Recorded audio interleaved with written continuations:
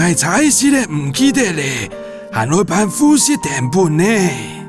好，給身份證紅印呢，請個幫我一下，戶籍謄本判幾年嘅就做得，係冇？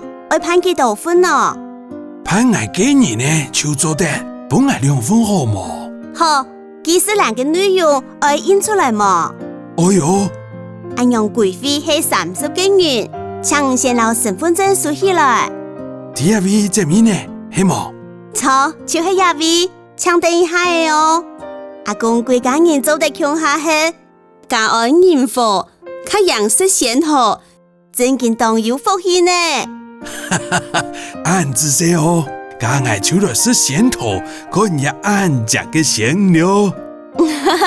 按子說，阿公，按樣都判好了。好，按子說哦。